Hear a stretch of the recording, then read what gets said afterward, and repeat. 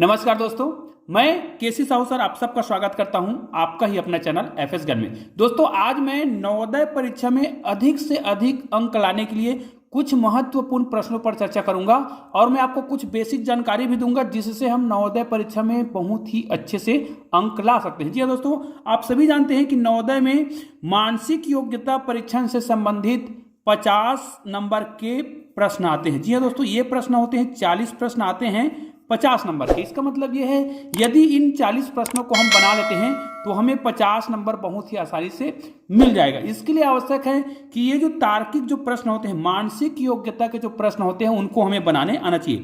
इनके अलग अलग भाग होते हैं। जैसे यहाँ पर देखिए, इसमें 4 चित्र दिया है, इनमें से आपको भिन्न चित्र को पहचानना है। कई बार क्या होता है, 3 चित्र दिया रहेगा तो चौथा चित्र कौन सा होगा वो आपको बताना होता है। तो आइए आज के वीडियो में कुछ ऐसे ही प्रश्नों को देखते हैं जो हमारे लिए बहुत ही उपयोगी हैं। और दोस्तों आप लोग मुझे कमेंट करके जरूर बताइएगा कि आपको नवोदय परीक्षा से संबंधित किस प्रकार की वीडियो चाहिए, गणित का चाहिए या फिर मानसिक योग्यता का चाहिए या फिर किसी अन्य और विषय पर वीडियो चाहिए। तो मुझे कमेंट करके जरूर बताइएगा ताकि आप लोगों के लिए मैं उस विशेष प्रकार के वीडियो को बना सकूं। तो आइए सबसे पहले मैं कुछ विशेष टॉपिक पर चर्चा करूंगा और आज की वीडियो को आप देख लेते हैं ना, तो निश्चित रूप से आपको इस प्रकार के प्रश्नों को बनाने में हेल्प मिलेगा। तो देखिए, सबसे पहले हम स्टार्ट करते हैं मानसिक योग्यता परीक्षण से संबंधित कुछ महत्वपूर्ण प्रश्नों को हम हल करेंगे ताकि हमें इसी प्रकार के प्रश्नों में बनाने में कोई भी परेशानी ना हो।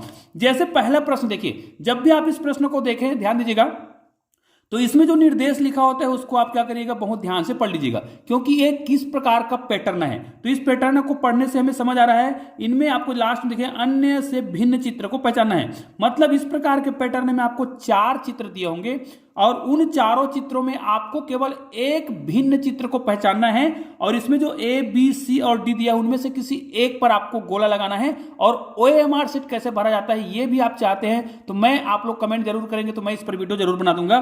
तो यहां पर देखिए, जैसे इन चित्रों को हम देखते हैं तो इसमें देखिए ये जो फूल दिख रहा है, ये दिख रहा है, ये दिख रहा है, तो इन सभी में भिन्न क्या है, तो भाई ये जो है जमीन में पाए जाने वाले फूल हैं, ये भी जमीन में पाए जाने वाले फूल है गुलाब, ये सूर्यमुखी, ये भी जमीन में पाए जाने वाले हैं। लेकिन ये जो फूल दिखाई दे रहा है ना, ये जो कमल का फूल है वो जल में पाया जाता है ना, इसलिए ये भिन्न होगा। मतलब हमारा आंसर कौन सा होगा, ये वाला होगा। मतलब आपको डी वाला में क्या करना है, गोला लगाना है। यहां पर आ जाते हैं, यहां पर देखिए आपको यहां पर एक अदरक का चित्र दिखाई दे रहा है, यहां पर आलू दिखाई दे रहा है, यहां पर मिर्च दिखाई दे रहा है और यहां पर सेब दिखाई दे रहा है। तो भाई यहां पर भिन्न कौन सा है, सिंपल सी बात है, ये जो है अदरक, आलू और मिर्ची, ये तीनों जो है सब्जी वाले आइटम है ना, सब्जी हैं। और ये जो है सेब है, मतलब ये फल है। तो निश्चित रूप से ये जो है इन तीनों से क्या है, भिन्न है। तो यहां पर भी आपको डी वाले ऑप्शन को क्या कर देना है, इसको गोला घेरना है। आपको गोला घेरना होता है ओएमआर शीट में। यहां पर देखिए इनमें से 4 चित्र दिए हुए हैं, इन चारों चित्रों में आपको फिर से भिन्न चित्र को छांटना है। तो यहां पर देखिए पहले लिखा है पूरी, दूसरे में लिखा है प्लेट, तीसरे में लिखा है रोटी और चौथे में लिखा है पराठा।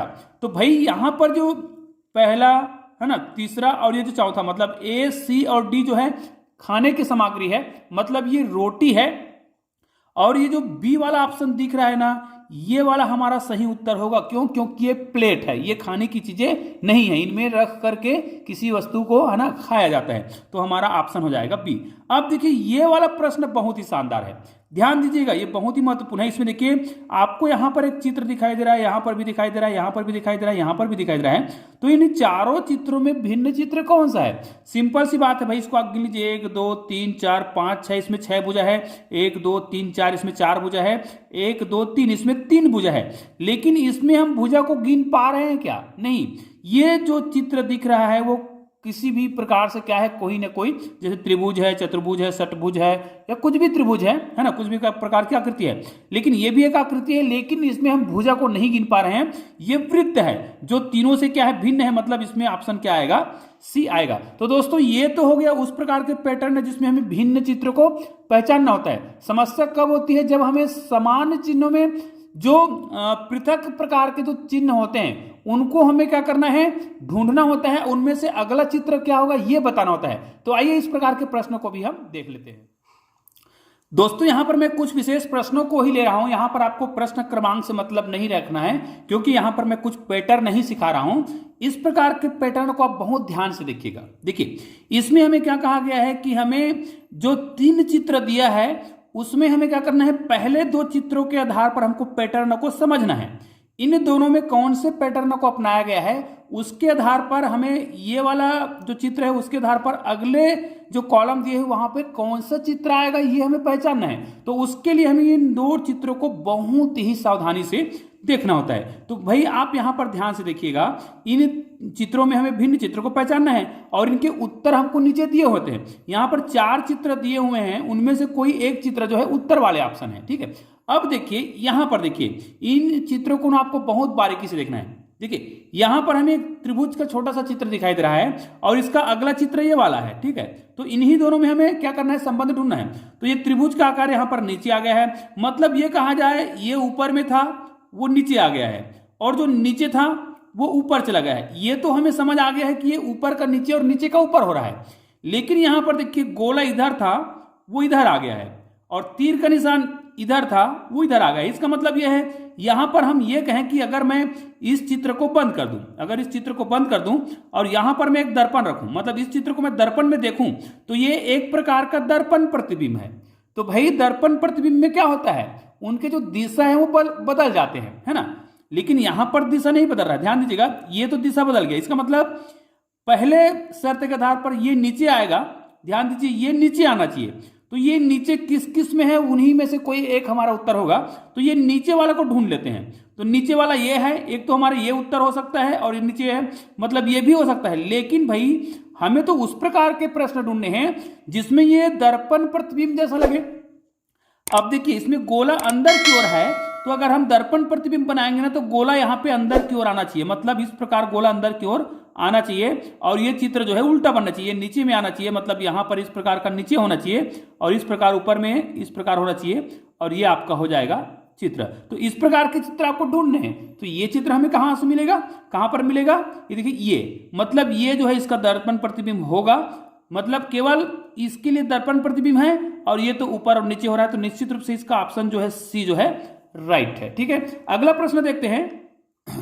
अब यहां पर देखिए ये प्रश्न बहुत ही महत्वपूर्ण है, आप लोग ध्यान दीजिएगा। ये वाला जो चित्र दिख रहा है ना, इसमें आप ध्यान दीजिएगा, इसमें जो चित्र दिखाई दे रहा है इसमें गोले के अंदर को 4 भाग बांट दिया गया है ना। मतलब ये एक गोला था, इनको 4 भागों में बांटा गया है और चारों भागों में 4-4 गोले आए हुए हैं सफेद कलर के। ध्यान दीजिए यहां पर गोले जो है काले कलर के नहीं है, इसमें जो गोले अंदर में आए हैं ना वो 4 गोले हैं और सभी जो है सफेद सफेद है, यहां पर आपको दिखाई दे रहा होगा।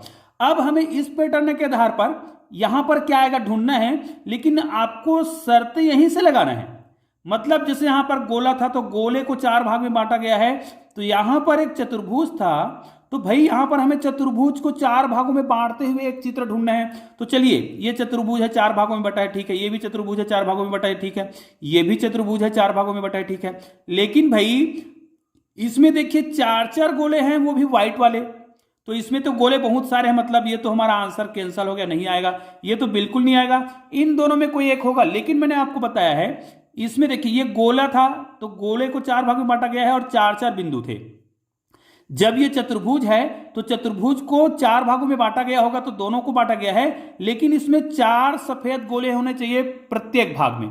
तो यहां पर देखिए इस प्रत्येक भाग में चारों भागों में 4 सफेद गोले आपको दिखाई दे रहे हैं, मतलब हमारा सही आंसर ये है, मतलब आंसर सी। ये भी हो गया। अगला प्रश्न देखते हैं। अब यहां पर देखिए ये प्रश्न बहुत ही महत्वपूर्ण है, इस प्रश्न को आप ध्यान से देखिएगा। ये हमारा प्रश्न चित्र है। इस प्रश्न में आप देखिए एक स्टार दिखाई दे रहा है, तो उसके अगले चित्र में इस प्रकार का चित्र आ गया है। यहां पर एक आपको त्रिभुज दिखाई दे रहा है, उसके अंदर में एक और त्रिभुज है और यहां पर क्या आएगा पूछा जा रहा है। तो आपको पहले यहां पर उस शर्त को समझ लेना है। ध्यान दीजिएगा यहां पर कौन सा शर्त अपनाया गया है। देखिए यहां पर हमें जो एक स्टार दिखाई दे रहा है उसके अंदर में कौन सा चित्र बना है उसको आप ध्यान दीजिएगा। 1 2 3 4 5 6 भुजा वाला एक षटभुज बन रहा है और वही अंदर में जो भाग है, अंदर का जो भाग काले कलर में जो दिखाई दे रहा है वो वाला भाग यहां पर व्हाइट हो गया है। देखिए ये भी षटभुज है, 1 2 3 4 5 और 6, ये भी षटभुज है, लेकिन ये व्हाइट हो गया है। कुल मिला के अंदर में जो सर्कल वाला भाग दिख रहा था वही अगले भाग में व्हाइट हो जा रहा है। तो तो यहां पर देखिए हमें बड़ा त्रिभुज दिखाई दे रहा है, लेकिन अंदर में सर्कल वाला जो भाग दिखाई दे रहा है, जो हल्का से डार्क हुआ है, वो किस आकार का है? त्रिभुज का आकार का है। वही त्रिभुज यहां पर आएगा। अब ध्यान दीजिए, त्रिभुज का आकार ऐसा ही होना चाहिए, बराबर वाला भाग ऊपर में हो। तो अब बराबर वाला भाग आप ऊपर में ढूंढिए। देखिए केवल यही ऐसा त्रिभुज है जिसमें बराबर वाला भाग ऊपर में है और ये बिल्कुल व्हाइट है। तो यहां पर हमें इस प्रकार का चित्र प्राप्त होगा। तो यही है, इसका मतलब यह है कि हमारा आंसर बिल्कुल राइट है। ठीक है, अगला प्रश्न और देखते हैं जो बहुत ही महत्वपूर्ण है। इस प्रश्न को आप ध्यान से देखिएगा, फिर इसका मैं आपको उत्तर चित्र भी दिखाऊंगा ताकि आपको बहुत आसानी से इसको समझने में आसानी हो।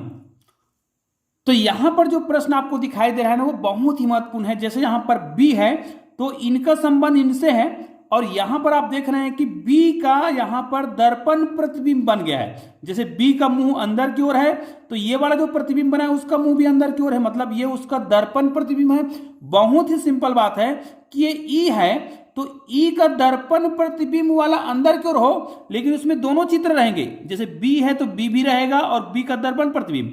तो यहां पर ऐसे चित्र आएगा, यहां पर ई भी रहेगा और ई का दर्पण प्रतिबिंब भी रहेगा। तो इस प्रकार के चित्र को हमें प्रश्न वाले चित्र में ढूंढना है। तो इसके प्रश्न चित्र कौन सा है, चलो मैं आपको दिखाता हूं, फिर वो कौन सा आंसर होगा उसको हम चयन करेंगे। तो अब यहां पर आप देख सकते हैं कि वो दर्पण प्रतिबिंब वाला ई कहां पर है। जैसे एक ई अंदर की ओर है और एक ई, दोनों ही ई अंदर की ओर दिखाई दे रहा है, मतलब इसमें जो है दर्पण प्रतिबिंब यही है। क्योंकि ये तो बिल्कुल गलत है, ये भी गलत है, क्योंकि इसमें ये तो सही है लेकिन ये गलत है क्योंकि इसका दर्पण प्रतिबिंब नहीं है। ये भी उसका दर्पण, ये तो पूरा उल्टा हो गया। इसका मतलब ए ऑप्शन बिल्कुल सही है। तो दोस्तों आज का वीडियो आपको कैसा लगा मुझे कमेंट करके जरूर बताइएगा। और एक बात और, यदि आपने चैनल को सब्सक्राइब नहीं किया है तो चैनल को सब्सक्राइब करके बेल आइकन को प्रेस कर दीजिएगा, ऑल को टच कर दीजिएगा। और ऐसे ही शानदार वीडियो के लिए मुझे कमेंट करके जरूर बताइएगा कि आपको नवोदय से संबंधित किस प्रकार के वीडियो चाहिए। तो दोस्तों मिलते हैं ऐसे ही बेहतरीन वीडियो के साथ, तब तक के लिए जय हिंद जय भारत।